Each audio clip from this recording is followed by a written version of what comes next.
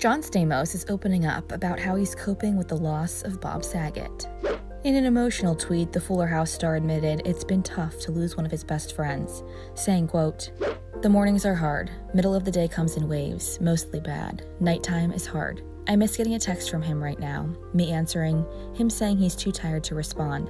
Me saying, then why'd you text me so early?" The 65-year-old died unexpectedly in his hotel room in Orlando, Florida on January 9th. He was on tour for his stand-up comedy show. John and Bob had a long history of working together.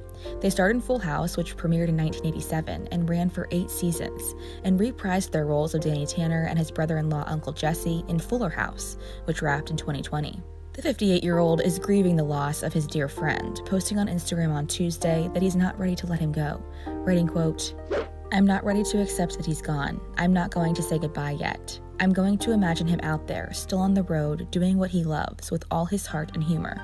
He's standing on stage killing, another 2-hour set in front of a couple hundred of the luckiest people on the planet. They're laughing so hard they weep." The duo always seemed to have each other's backs. Access Hollywood spoke to the late comedian in 2020, and he said the big shot actor was planning to join him during his run on The Masked Singer. He was going to be in the third package. He was going to be, had I come back, which I believe I should have.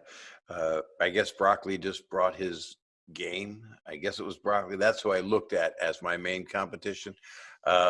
Broccoli.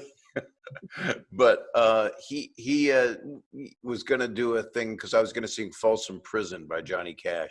And I really wanted to do that with a lobster claw. I shot a man in Reno just to watch him die. That's kind of, that is comedy right there. And John was just supportive and signed an NDA. You know, everybody should sign one this year. Have you talked to John since last night, since now that he knows that your journey's come to an end? Because he's now we're not going to get to see his clue. No, and they do it as another voice and another character anyway when it's your friend talking about you. Like I did one for Tom Bergeron, right. But it wasn't me saying it. It was someone else, how they do it to make it more fun and cartoony. But John and I were just texting. I said, it's on. And then I sent him some press. And the joke is the press it gets, because that's the world we're in.